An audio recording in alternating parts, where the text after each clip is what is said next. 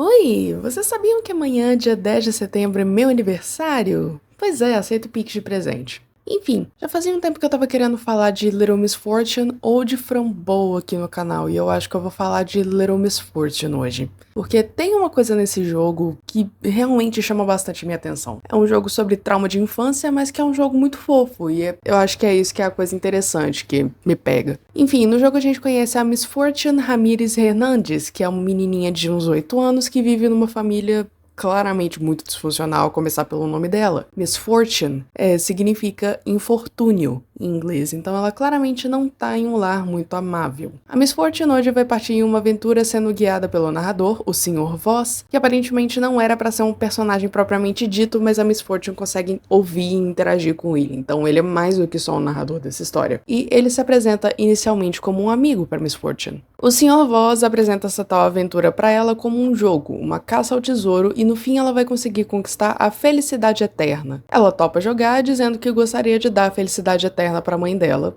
coisa que eu faria também, não vou mentir. É um jogo de escolhas, as nossas ações têm consequências e tudo mais, e cada escolha que a gente faz vai revelando aspectos diferentes da vida da Miss Fortune, camadas de personalidade, trauma e inocência. Ela ainda é bem otimista e tenta ser uma pessoa feliz apesar das circunstâncias. Ela vem de uma família super desestruturada com pais super abusivos e ausentes. Mas ok, vamos a um resuminho da história aí.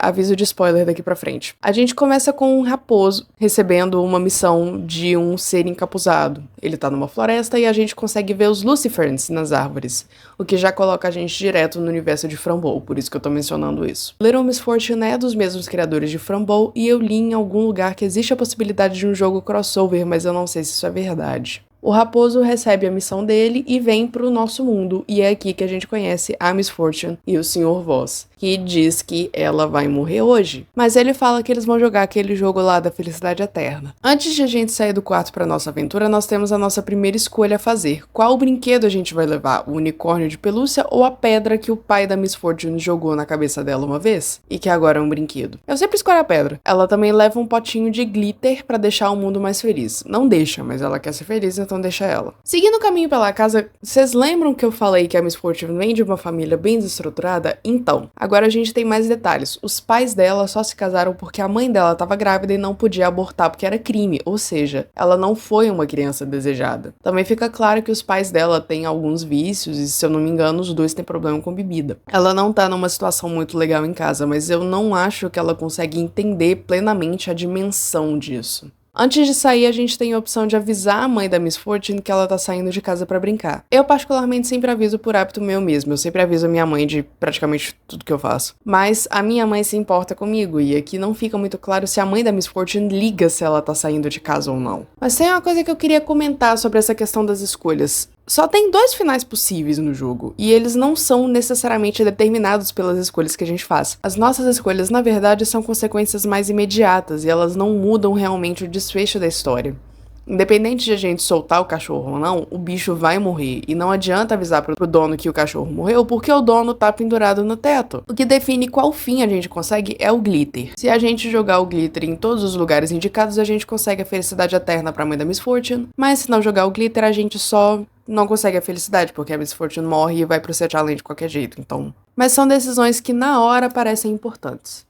Eu também esqueci de falar que o raposo chama Benjamin, e a Miss Fortune tem um crush nele. Na nossa aventura pela cidade, a gente encontra vários cartazes indicando que tem muitas crianças desaparecidas, o que amplifica ainda mais essa sensação de que tem algo de muito errado acontecendo, mas a gente ainda não sabe direito o que é. Era pra felicidade eterna estar enterrado no cemitério de animais de estimação, mas chegando lá a gente descobre que o Benjamin roubou a felicidade eterna da Miss Fortune. Mas eu tenho uma leve desconfiança de que não foi ele. Às vezes eu só sou burra mesmo, mas eu acho que não foi ele. O Sr. Voss então sugere que a gente visite o lobo, primo do Benjamin, no zoológico, mas na verdade o Sr. Voss queria levar a Miss Fortune pra lá por outro motivo, e fica bem surpreso quando o lobo não ataca ela. Na jaula do lobo tem uma carta com o endereço do Benjamin. Esse aqui é um dos principais momentos em que indicam que o Sr. Voss não é um amigo. O outro é quando uma daquelas máquinas que lê sorte diz que a Miss Fortune não deveria confiar nele e um pássaro bate na caixa. Depois a Miss Fortune pega o barco com Caronte que pula do rio porque ela não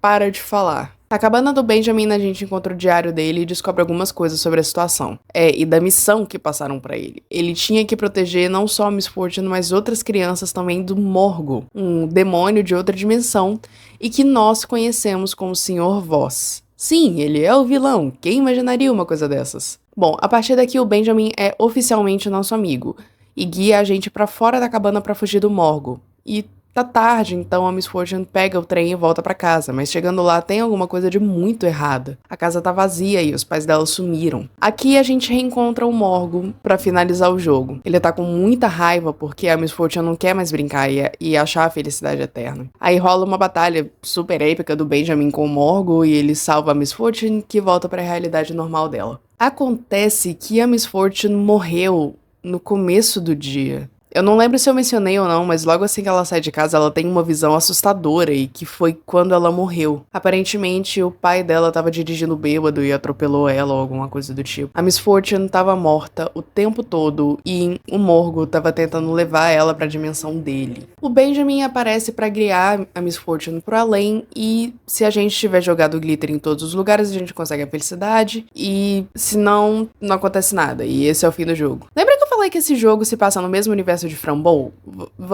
Deixa eu entrar um pouco mais de detalhes nisso. Quando a gente joga Frambow, fica sempre aquela dúvida no ar se as coisas que acontecem com a Fran no jogo, as viagens entre dimensões, se tudo aquilo era verdade. Se aconteceu mesmo ou se era coisa da cabeça dela. E aqui em Little Miss Fortune, a gente tem a confirmação de que é bem possível que tudo tenha acontecido de verdade. E que aqueles planos espirituais realmente existem. Mas não é difícil de imaginar que fosse coisa da cabeça dela. A Fran passou por poucas e boas e tomava um remédio muito bizarro. Como eu falei no começo, o que realmente chama atenção em Little Miss Fortune é toda a premissa dele. Em teoria, é um jogo de terror, mas a gente não percebe isso, porque é um joguinho fofinho.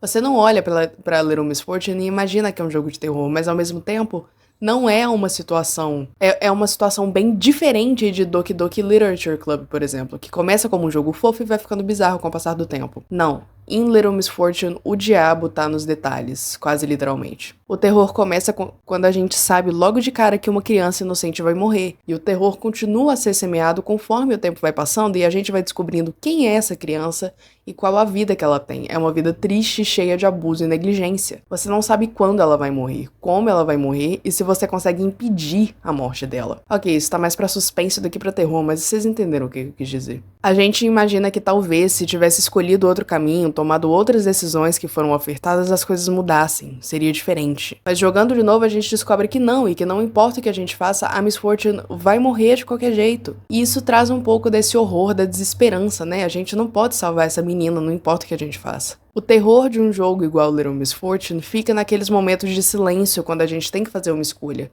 Quando a gente tem que escolher entre quebrar a janela e mentir pro guarda, por exemplo.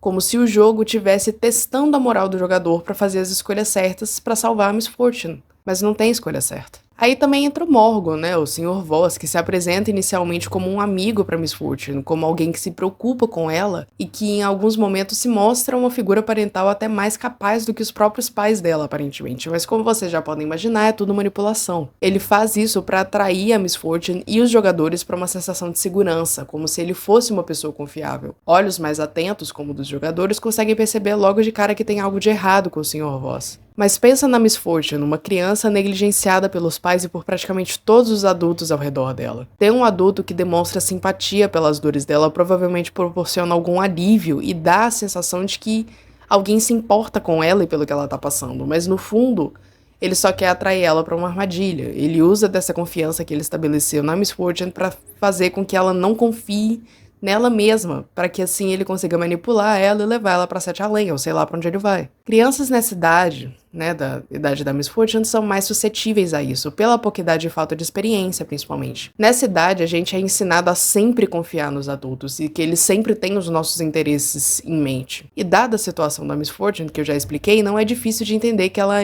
estaria ainda mais vulnerável. Os outros adultos, não só na vida da Miss Fortune, mas naquele universo em geral, são personagens estranhos, todos eles usam máscaras. A Miss Fortune inclusive menciona que o pai de uma coleguinha de sala dela é dono de uma dessas lojas de máscara. E essas máscaras têm tantas camadas, por estar usando essas máscaras, a gente aqui do outro lado da tela imediatamente sente que essas pessoas não são confiáveis. Por causa dessas máscaras, né? Eles estão escondendo os rostos, escondendo as suas intenções. Então, a Miss Fortune tá sempre cercada de adultos que a gente não sabe exatamente o que é que eles querem. Então, o Sr. Voz aparecer se mostrando gentil e provavelmente sem uma máscara visível, ele conquistaria a confiança da Miss Fortune com muita facilidade. A personagem que se destaca entre esses adultos é a mãe da Miss Fortune, que no final, que seria o final bom, né, ela tira a máscara, mas aí a gente tem uma situação específica. Ela é uma mulher presa numa situação que ela não queria estar, casada com um homem que ela não necessariamente ama, criando uma criança que ela nunca quis ter.